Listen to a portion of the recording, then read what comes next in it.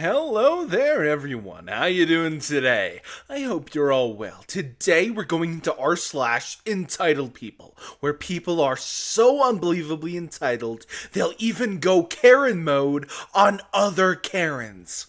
If you enjoy the stories I have for you today, remember to like the video, subscribe to the channel, and leave a comment down below. Now, without further ado, let's get started, shall we? Let me just take my coat off and take that good old book of it. My girlfriend Jessie's mom made Jessie take out her stitches before they were supposed to be taken out. So to preface this, I am an outsider in this story, and only posting this on my girlfriend's behalf and with permission. She and I have been together for almost 3 years, and throughout our time together, her mom has been, well, let's say difficult. She would use our relationship as blackmail, and if my girlfriend didn't do well enough in school, she would limit our contact as punishment. So for context that might matter in this story, we are from South Africa, and her mom is a 54-year-old woman who works in the HR department of a pretty big mining company. Her family not only has health insurance, but good health insurance. So this is no way a money problem. My girlfriend is disabled and has had quite a few procedures due to varying issues. To be precise, 2 major surgeries, and she is currently 2 weeks post-op. Her dad is someone who has had multiple procedures and also had health problems for a decent chunk of time. They both suffer from sciatica due to these. This will matter later. So setting the scene, things have been going down recently. My girlfriend has a relatively non-invasive surgery to fix a nerve issue, and her dad has neck surgery. Her mom had possible melanomas removed, thankfully she's okay, and her stitches would only at least be safe to remove tomorrow. This happened on a Saturday and Sunday. I'm posting this on the same Sunday. So she would have gone to a doctor on Monday to remove the stitches. Yesterday, Jessie's mom asked her to remove the stitches. Jessie said no because she was uncomfortable doing something she didn't have the proper training for, and that her mom should rather see a doctor. This morning, her mom started doing it herself with nail clippers and ripped out a bunch of them, so Jessie had no choice but to remove them. To add even more context, this is something her mom does frequently. If Jess says she doesn't want to do something, her mom will act in a way that gives her no choice other than to do it, or else either her mom or someone else would get hurt, or other undesired consequences would happen. Jessie's dad also advised her mom to go to a doctor, instead of having Jessie take out the stitches or doing it herself. Well, she did it anyway. So after the not fun experience of being forced to take out her mom's stitches, Jessie's mom said sorry and promised to take her out for ice cream later. When Jessie brought it up to her mom said, "You should be rewarded for doing the bare minimum."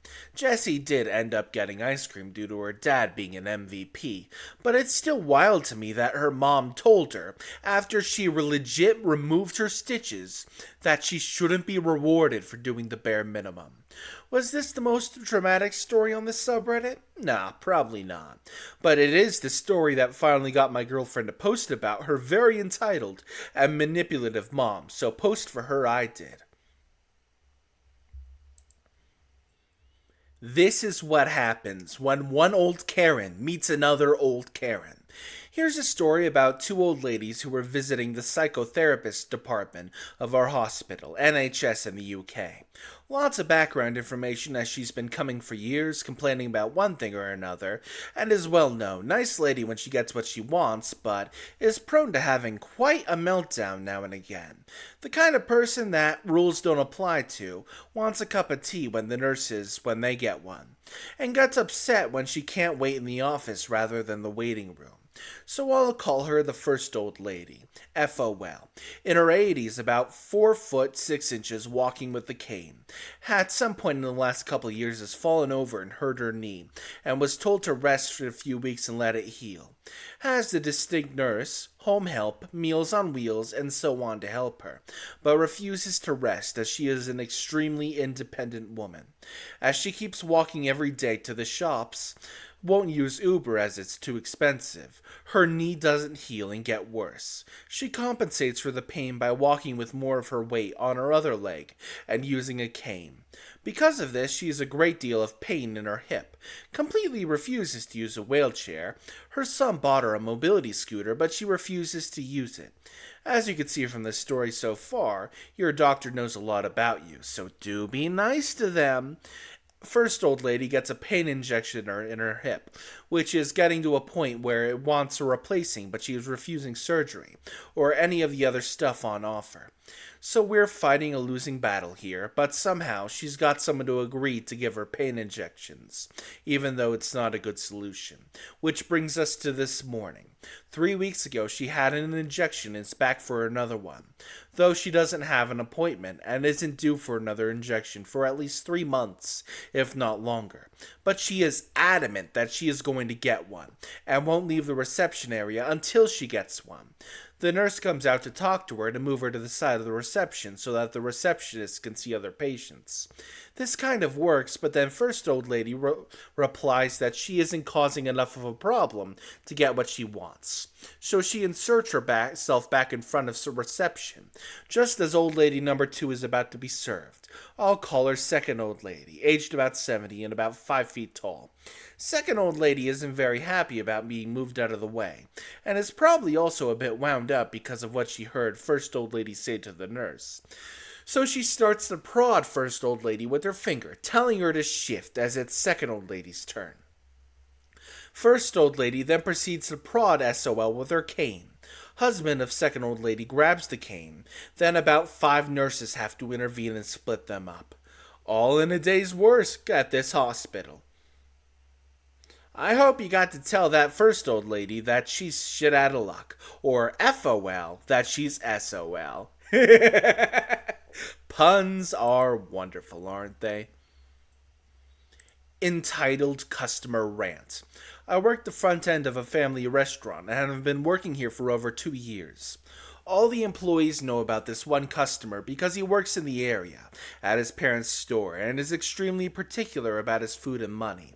A couple months ago, he came in and created a scene in front of the entire restaurant, saying how he knows I'm just a server bot, and starts complaining about how he hadn't come in for the last couple of months because our food prices have changed, and how we didn't want to charge him the original price it used to be for his usual meal. He comes in occasionally complaining about the pieces of meat are smaller from last time, how we gave him 2 large cuts of meat rather than our usual 3 smaller cuts, and so on.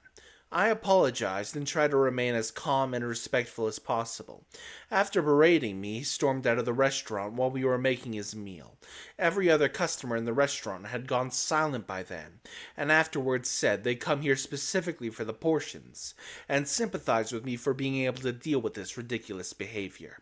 After that uncomfortable interaction, he didn't come in for a while. But with Canada's no GST or HST break, he started to come in again this week. Unfortunately, I worked today, and a wave of anxiety came over me after seeing him again, after a long, much-needed break from him, and I honestly was hoping he was never going to come in today. After another conversation about the price difference, his takeout order was ready. He proceeded to tell me he didn't come in for a while because of the last interaction he and I had, and that I made him extremely uncomfortable, and apparently was trying to convince him to pay for his meal that he didn't want. The one he stormed out for, by the way. This time, I apologized if I made him feel that way, and was hoping that would send him on his merry way. Unfortunately not. He then goes, "Well, you say that, but it's clearly not a sincere apology. I'm sorry you made me feel uncomfortable. You know I've been coming here longer than you've been working here, and it's always been busy. You're gonna start driving all the customers away if you treat them like this. I hope the next time I come in, you know better." My boss interrupts, thanking him for coming and telling him to have a good day. He goes, "You know, I like you. I like your wife. But your employee's gonna make you lose customers." And then storms out yet again, cursing me under his breath. I think the worst part of it all is that he has glowing reviews for his quality of service. Get some of the employees together and go to his parents' store and complain about the prices and make a scene. Tell his parents that this is what he does at your restaurant. I'm sure they're going to have a blast if you do that. Gotta love a little bit of chaos in the world, eh? For our final story, we actually have a story from Boomers Being Fools. We fired a Santa Claus. Yesterday, while browsing my way through one of those Christmas markets, I was informed by my daughter that she had her first creepy Santa experience just minutes before. Yeah, I kinda agree. Too old to trick or treat, too old to visit Santa. At some point, it's not fun anymore. I guess she and her friend found out. Anyways, this wasn't a Santa with a line and a $40 photo deals. Just Santa and Mrs. Claus sitting on a bench welcoming any family that came by. Boomers doing a sweet, wholesome gig, right? Until this teenager sat down. How old are you? 16, 17? Well, you sit here and you sit on my knee. I like your braids. You can ride Comet and I can use them as reins. The live iPhone pics show a handsy, tickling Santa stroking hair while two girls cringe, and Mrs. Claus wears the copingest cope face I've ever seen. Like meme quality cope. Apologies, but thankfully there's no encounter between me and this boomer. Instead, we sought out the general manager in another building at this complex, relayed the story, and she took my info down on a scrap sheet. Minutes later, we saw her crossing the parking lot with not only our paper, but a stack of 3 or so. I received a call this morning. The Santa's been grounded, and they're assigning another.